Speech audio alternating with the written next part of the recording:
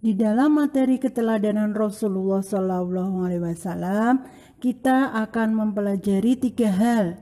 Yang pertama, tentang kejujuran dan kasih sayang Nabi Muhammad SAW. Yang kedua, tentang kasih sayang Rasulullah SAW terhadap anak, keluarga, orang tua, dan masyarakat. Yang terakhir adalah kepedulian Rasulullah SAW terhadap lingkungan. Yang pertama, kita akan membahas tentang kejujuran dan kasih sayang Nabi Muhammad SAW. Nabi Muhammad SAW adalah Khotamul Anbiya atau Rasul terakhir yang memiliki banyak keutamaan. Beliau memiliki akhlak yang mulia sehingga dijadikan sebagai teladan atau uswah bagi umat manusia. Di dalam firman Allah Quran surat Al-Qalam ayat 4, wa innaka la'ala khuluqin azim. Artinya, dan sesungguhnya kamu benar-benar berbudi pekerti yang agung. Di dalam tafsir Al-Muyassar dari Kementerian Agama Saudi Arabia, di dalam ayat ini menegaskan bahwa Nabi Muhammad memiliki sifat-sifat yang paling baik dan paling mulia. Pada diri beliau terkumpul akhlak-akhlak terpuji dan sifat-sifat yang terbaik yang ada pada manusia. Di dalam Quran surat Al-Ahzab ayat 21, laqad kana lakum fi rasulillahi uswatun hasanatul liman kana yarjullah wal yawmal akhir wa dzakarallaha katsira. Artinya, sesungguhnya telah ada pada diri Rasulullah itu uswatun hasanah atau suri teladan yang baik bagimu, yaitu bagi orang yang mengharap rahmat Allah dan kedatangan hari kiamat, dan dia banyak menyebut Allah. Salah satu hal penting dari akhlak Nabi Muhammad SAW adalah kejujuran. Kejujuran adalah salah satu barometer atau ukuran untuk menilai kebenaran risalah kenabian para utusan Allah Subhanahu wa Ta'ala.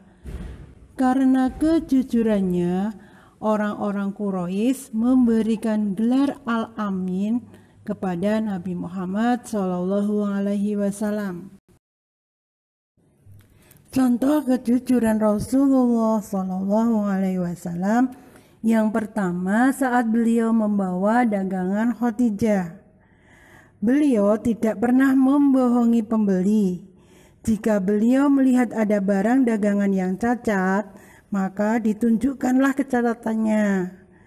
Juga, jika barang tersebut berharga murah, maka beliau tidak akan menjual dengan harga yang mahal. Untuk materi kali ini, Bunda Nana cukupkan sekian dulu. Selamat belajar dan tetap jaga kesehatan. Bunda Nana akhiri, wassalamualaikum warahmatullahi wabarakatuh. Contoh yang kedua adalah pada saat peletakan Hajar Aswad. Pada saat kurang lebih beliau berusia 35 tahun, di Mekah terjadi banjir sehingga sebagian Ka'bah rusak dan Hajar Aswad hanyut dari tempat semula. Ketika mau mengembalikan Hajar Aswad, terjadi ketegangan para pemimpin Quraisy, bahkan mereka hampir berkelahi untuk memperebutkan siapa yang berhak mengembalikan Hajar Aswad ke tempat semula. Karena tidak ada titik temu, maka mereka sepakat untuk menyerahkan keputusan kepada siapa yang datang kepada mereka pertama kali. Tiba-tiba Nabi Muhammad yang muncul. Betapa bahagianya kaum Quraisy. Mereka berteriak dengan penuh kepercayaan, "Inilah Al-Amin, inilah Al-Amin. Kami rela beliau yang memberi keputusan." Hal yang segera terlintas di hati kaum Quraisy saat itu adalah sifat Nabi Muhammad yang bisa dipercaya.